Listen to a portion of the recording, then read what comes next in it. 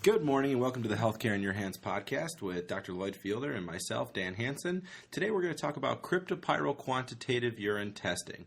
It's a mouthful of a word and there's some confusion around the Kryptopyrrole test that we want to start by clearing up, and then we're going to go into some details. Pyrroles are super important for looking at advanced nutrients that are critical to brain health. It's a common topic that we're seeing across several videos, several podcasts, lots of articles online, and with a hot topic like this and a lot of confusion, it's really our job to step in and kind of clear up that confusion because we're both somewhat really well versed on the topic, a lot of history, and Dr. Fielder recently released an article that were frequently asked questions about really the test itself and questionnaires, clearing up some other confusion. So what I want to do is just jump right into what the test is and ultimately what some of these strange words are and why they exist and how they all got involved in being used together and just make sense out of all that for everybody. So let's start out with the test name and then kind of break it down. The test itself is the Kryptopyrrole Quantitative Urine.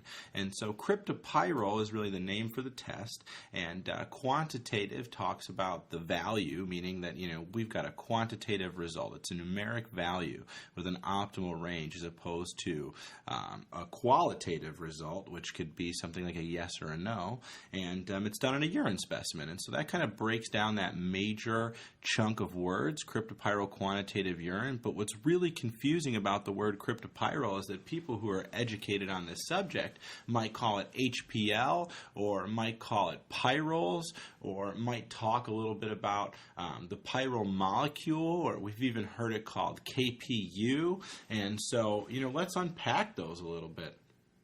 The Pyrrole test itself, or the Kryptopyrrole Quantitative Urine, is measuring an actual molecule, and that molecule is problematic, right? It's the reason why people are using this is because that molecule, when it's overproduced, is responsible for depleting the body of zinc and B6. It's produced during red blood cell synthesis. Everybody makes pyrroles. It's a normal byproduct of hemoglobin synthesis, but it can become overproduced, and that's when it's problematic. And so your body, since it's really an unnecessary chemical, just a byproduct, it has a great way of eliminating it through the urinary tract. But when it's overproduced, that's when it's going to start attaching to zinc and B6 and removing it through the urinary tract as well, and really rendering it bio-unavailable. And what's important to understand about the word Kryptopyrrole Quantitative Urine and how we're going to get into more detail about what this actually means is that Krypto and Pyrrole are part of the test, and we're looking to test a particular molecule that's actually hydroxyhemopyrrolin 2-1. And since that's just really a mouthful, people start to abbreviate it in different ways. Hydroxyhemopyrrolin 2-1 is most commonly in the scientific world referred to as HPL. That's an abbreviation for those terms. HPL, again, is an abbreviation for hydroxyhemopyrrolin 2-1. And that is what the Kryptopyrrole Quantitative Urine Test is measuring. But since you're getting the word pyrrolin out of that major word there, people also call them pyrroles. And it's referred to as the Pyrrole test. And we frequently have people call the laboratory or look into the research and Google pyrroles. And so it's important to make the connection that when you're doing a Kryptopyrrole test, you're measuring pyrroles, which are really a nickname, or HPL also is really a nickname for hydroxyhemopyrrolin 2-1. And so let's look at this as a big picture. You've got a test name, you've got some nicknames, and then you've got the actual molecule name. And that's where a lot of this just gets mixed up. Ultimately, that's confusing enough. But what we also see are that practitioners and patients kind of start to generate their own terms. We've heard it called cryptos. We've heard it called KPU, which has been considered cryptopyrroluria. I think that's a common term that was more defined by, in Europe and more defined by Dr. Dietrich Klinghardt. Dr. Klinghardt is a highly regarded specialist in the field of all different types of medicine, but really globally recognized for treating patients who suffer from Lyme and correlating Pyrrole testing or Kryptopyrrole Quantitative Urine Testing to that patient population.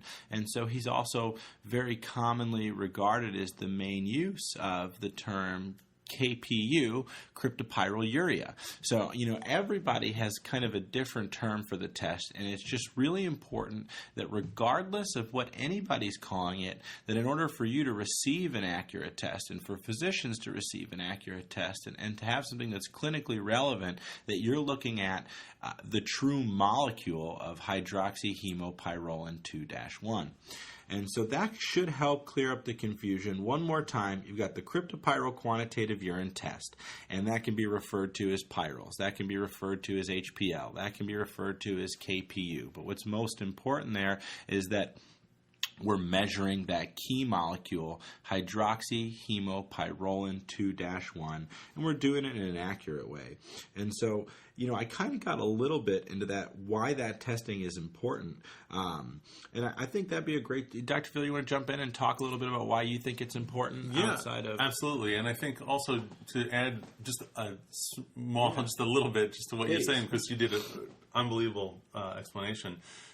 If you go back to its first inception, some of the other terminology, you might also see Mauve Factor. So Mauve Factor is the original descriptor that they used because of the way that they did a chromatography on the samples and how it was stained, and using, I think, Mauve Factor was a colorimetric assay. Right. So the specimen actually turns a color during the process, and the depth in that color is utilized to ultimately determine the density of the Pyrrole molecule, and that's what Dr. Fielder's referring to. Right. But in terms of the importance of the lab test itself, it is invaluable when assessing brain health, brain functions, and emotional symptomatology, which was how this all started with Doctors Abram Hoffer, Dr. Carl Pfeiffer, William Walsh, Dr. Mensa today, and many, many others, that they noticed that with certain nutrient applications, symptomology for some of these mental emotional conditions were improving.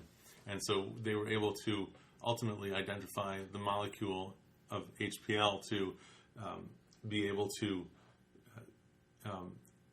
actively and accurately measure it and see when it was potentially problematic and address things more specifically. So what that means is, in modern day, is it's an accurate assessment for the potential loss of B6 and zinc in an individual, and then, which has a huge effect. And the reason for that is that zinc and B6, as I'm sure, Dan, you talk about this so much every day, but it has a huge effect on neurotransmitters, especially dopamine and GABA, and it's what ends up happening. I think, really, to make a long story short, for even especially currently this day, that so many doctors are over prescribing, or trying to figure out how to best intervene with medications, which are ultimately potentially unnecessary, because they're trying to address something which is just nothing more than a simple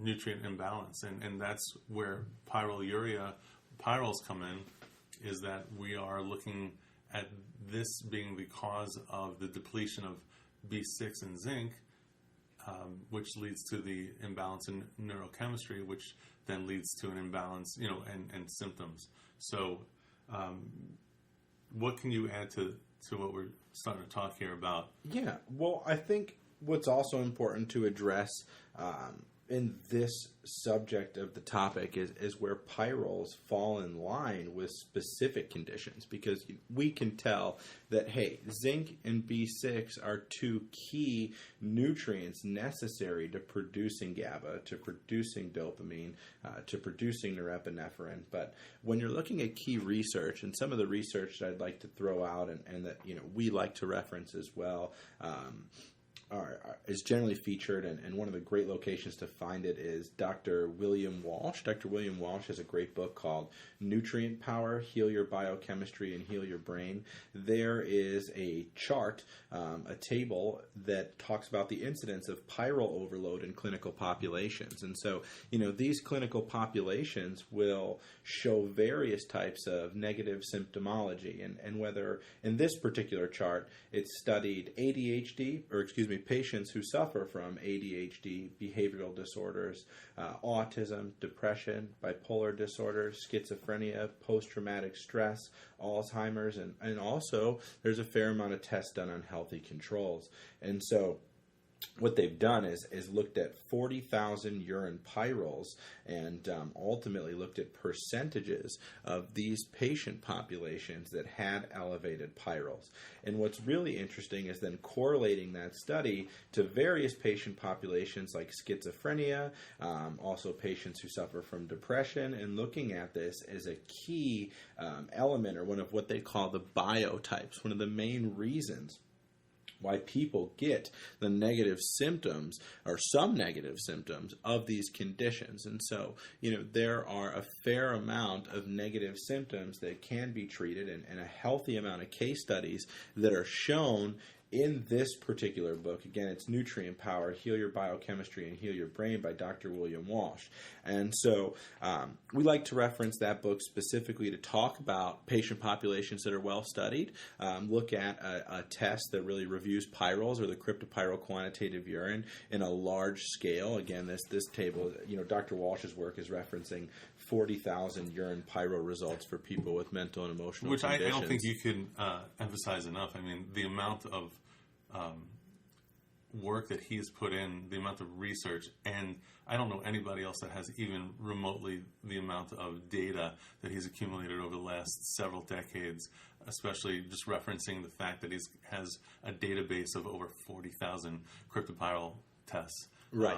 And that's not the only test. He does a bunch of other testing, as well as doing things like questionnaires, and he's able to, across the board, put it all together. So it's not just simply he did 40,000 cryptopyrrole tests and that's all he has. He's got a ton of other, it's probably fair to say that he's got well over 100,000 tests altogether, right, to really put everything into a much more comprehensive picture. And that's what I love about the book, is that it's not a book about pyroluria.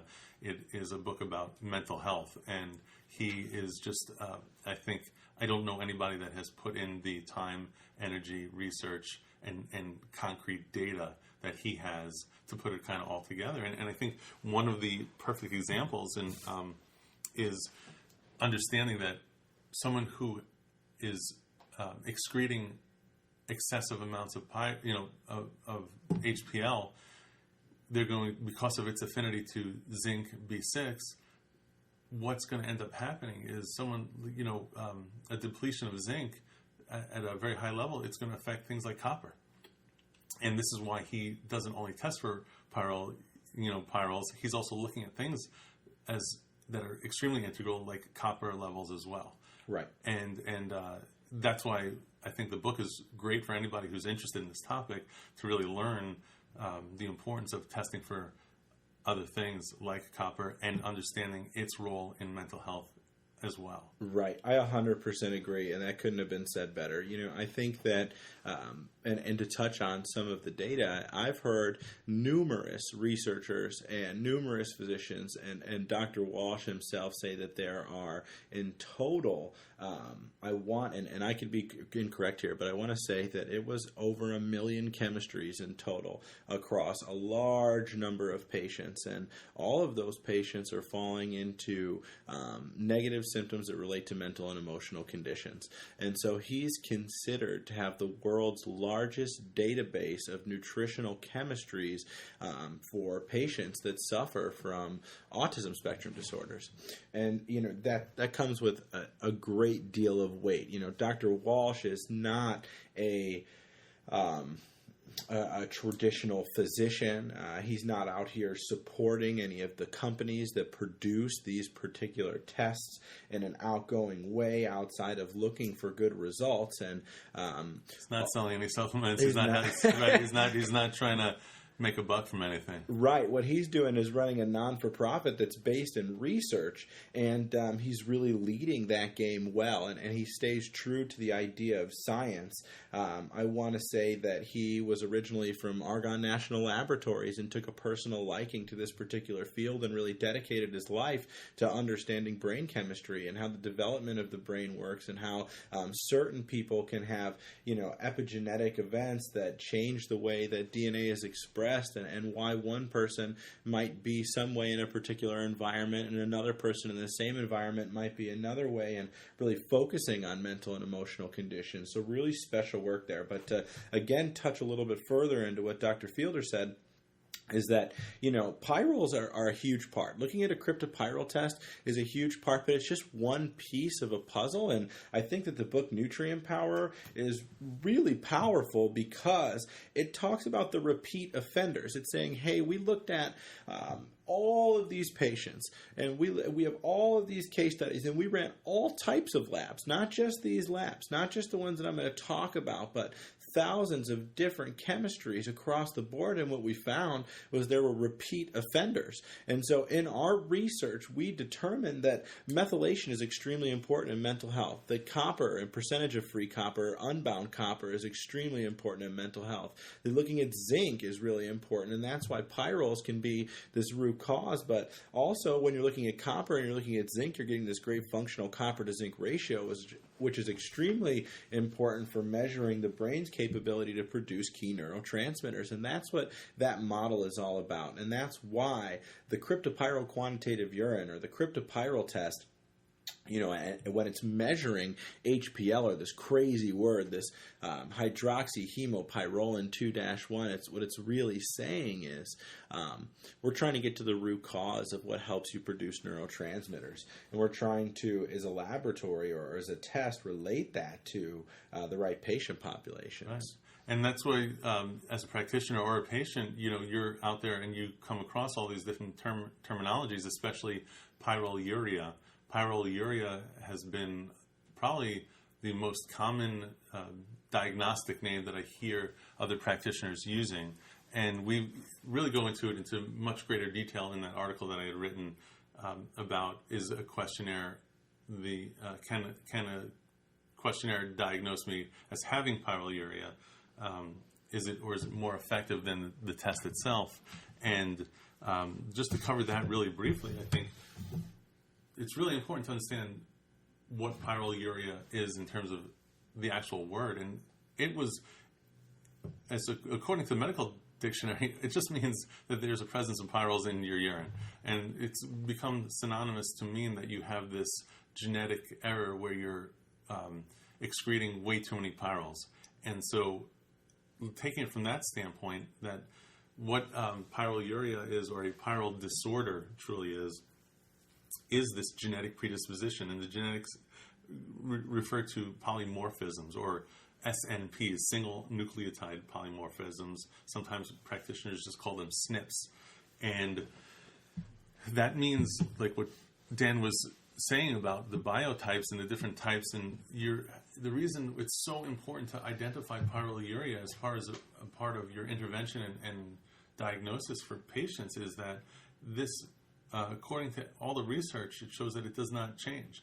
Meaning that once a person has this genetic predisposition, they're always going to be this way. It doesn't mean that you can't address it and make it improve so that it's not affecting the patient any longer. But if it does mean that more than likely they're going to need to be on zinc, B6, and potentially some other supplementation for a lifetime. And if you just simply as a practitioner give somebody zinc, B6, evening primrose oil, and they improve and they get better, and they don't know that they have this condition of a pyrrole disorder, then what happens is they get off it and then they get worse, and they do not understand why. And so it's important as a practitioner that you identify this, and this is a percentage of these conditions. And this is also what leads to confusion, because someone thinks that they have pyroluria, or a practitioner doesn't do the testing and only does a questionnaire and thinks that someone does have pyroluria, and they administer zinc and B6, and the person in the short term improves, they then say, oh, that's confirmatory, and therefore they're addressing the pyroluria. Well, what happens is if they do not, in fact, have this consistent loss of zinc and B6, in a very short time, they could become overloaded in zinc and B6, and that can cause a whole host of other issues that we see. Probably the short term, one of the most frequent things is insomnia, agitation, anxiety, because they do not have pyroluria and have been misdiagnosed as having pyroluria and intervened what they thought was the right way, and unfortunately it was not the right thing to do. So we really can't emphasize enough testing not only for pyrroles, but copper, zinc, ceruloplasmin, other things as well. But that's just what I wanted to add to that, Dan. Yeah, absolutely. No, that's wonderful. I greatly appreciate you going into detail there.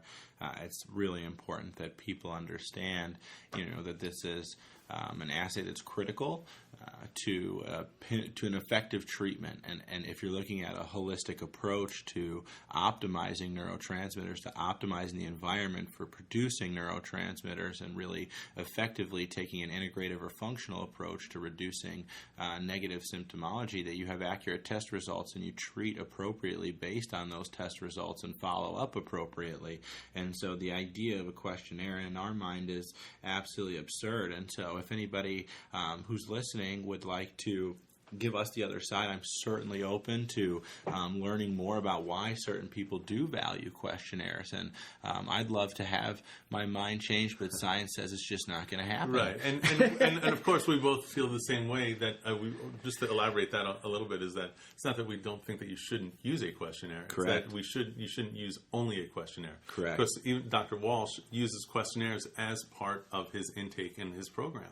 Just that he does a lot of testing and uses it in conjunction so that people, one of the best tools is for a patient, from a patient point of view, it's that they feel that they're being understood. So many times when you have a mental, emotional issue, you can go from doctor to doctor and caregiver to caregiver and just feel like nobody gets you, nobody understands you, and you feel as if you truly are crazy because you're trying to explain things and people are not kind of blowing you off in a way. When someone gives you a questionnaire and you go, oh my gosh, I do feel this way. Oh my gosh, I do have this. Oh, immediately what you have is rapport, because the person finally, maybe for the first time in their whole long ordeal, feels like someone gets them. And I think that's extremely important in the relationship of a caregiver and someone who's looking for care. Again, just absolutely to reiterate the point, it should not only be through a questionnaire, because there is having zinc deficiency or B6 deficiency or insufficiency is going to have some similar symptoms as a pyrrole disorder. And so therefore that's where our biggest issue is that you think that the questionnaire is diagnosing pyroluria when most probably it's symptomatically just addressing the zinc and the B6 issues. Right. Absolutely. With so many cofactors of zinc deficiency, as you said, it's just imperative to truly understand if you're going to say somebody has cryptopyrroluria or cryptopyrrole or pyroluria or elevated pyrroles, that ultimately they've done a test. Right. Because there are just too many cofactors, and that was said really well. And so before though, we I don't know where, I'd love to actually just address maybe for 2 minutes, please, how awesome the testing is here at DHA Laboratory. Yeah. When it comes to, because I think especially for practitioners that are out there, obviously for patients as well, needing to understand how important quality of testing is for an accurate interpretation, diagnosis, of having an elevated pyrroles, HPL, cryptopyrrole, urinalysis kind of result, that we see that there is maybe some less than our gold standard of way to kind of test pyrroles. Can you maybe elaborate on sure. Yeah, the test is highly sensitive. It's affected by light, it's affected by time, it's affected by temperature, and so, it's really, and it's also not an FDA-regulated specimen. And so when you're looking at things that have a myriad of different, conditional effects that can truly degrade the result, it's imperative that you're working with a laboratory, and especially when there's no standard of regulation, it's imperative that you're working with a laboratory or a company in general that is considering a high-quality result.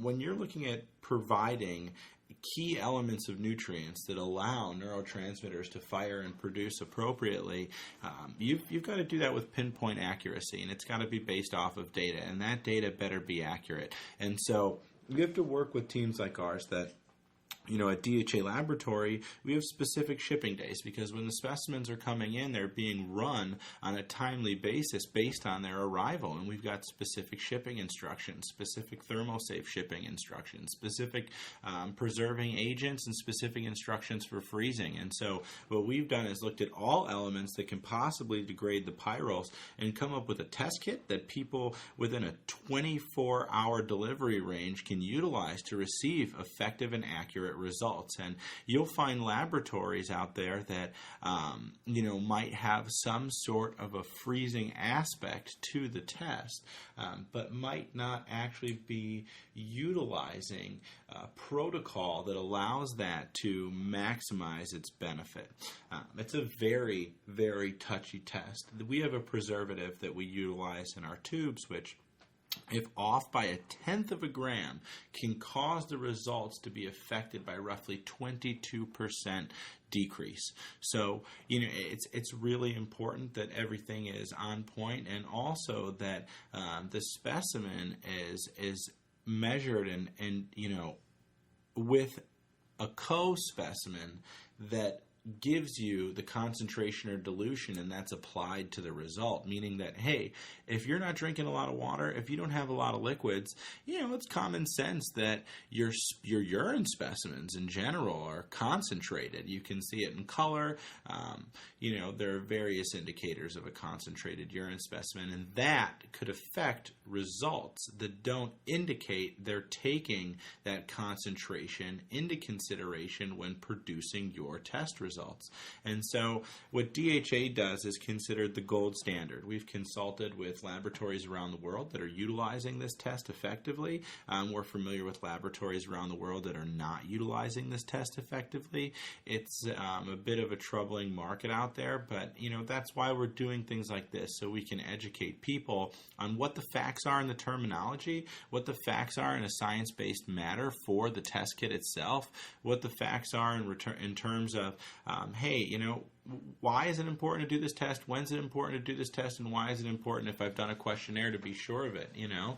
So that's kind of my breakdown on why it's important. And I stand behind DHA Laboratory 100% to perform this test accurately and provide it to all people and all practitioners in a way that allows accurate results. We're certainly not going to accept your test, run it, and report a result that we don't 100% stand behind. And we work with people all around the world, and we require in those scenarios where it's longer than 24 hours, dry ice. We won't take a specimen another way. Mm-hmm. And so, dry ice allows the pyrroles to stay in a stable method. It's really increasing the time length that it can be frozen for. Pyrroles, when they're frozen, are extremely stable for a fair amount of time. And that's what's important to understand. So I think for practitioners and patients alike, what you can do to best understand these intricacies, if you're interested, are not only, look at dhalab.com and look at the patient discovery side of the site and look into the research and the articles, but query additional experts in the area. We're talking a little bit today about Dr. William Walsh. Well, the Walsh Research Institute is a non-for-profit that trains physicians worldwide, and they're world-renowned for doing that in incredible measures with extremely effective results, and you can query their website for numerous videos and numerous articles, numerous studies and publications that have been involved and are extremely science-based and talk specifically about everything that we're discussing today. And there are also great videos out there that we support by the Mensa Medical Group, where they discuss Pyrrole disorder in detail, and they're experts in being hands-on with patients. I like to reference Dr. Charles Parker. He's got a Practice Core Psych, and he's got the Core Brain Journal podcast as well. It's a great listen, so I'd love to give him a shout out and a plug here, because he's also talking about Pyrroles and bringing on experts. And there are people out there that are super smart about this, and they're clinicians that take an effective approach to treating their patients in a careful way with pinpoint accuracy. And if you're working with people who aren't doing that and aren't taking those considerations and aren't talking about the detailed science that we're talking about today, chances are they haven't given it the type of consideration that's essential to producing a truly healthful and holistic treatment program. And so I might not support that.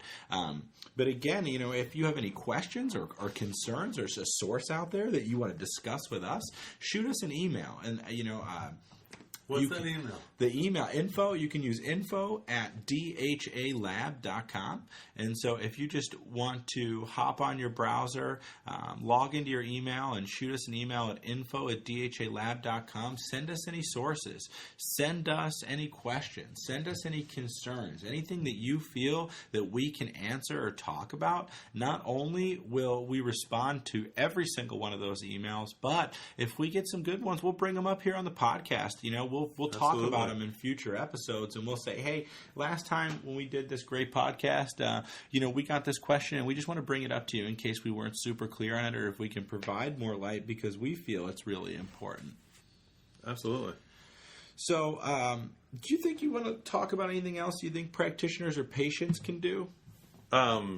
Get tested? Yeah, get tested. Right. Anybody can, we offer a wonderful program at DHA. You can hop on dhalab.com and look through the ability to receive consultation and testing directly. We work with practitioners all around the world, and so it's right. Get tested. It's important to know your Pyrrole levels. Absolutely. I think that really is a good chunk of the information we want to really get across about Pyrroles, Pyrrole testing, pyroluria. I feel pretty good. Yeah, me too. Absolutely. It's always a pleasure to have the opportunity to broadcast quality information like this and talk with awesome people like yourselves. And so, again, please don't hesitate to email us, info@dhalab.com. It was Dan Hansen and Dr. Lloyd Fielder today. We look forward to answering great questions and being available to cover topics like this in the future. Dr. Fielder, have an awesome day. Thanks. You too, Dan. Bye, guys. See ya.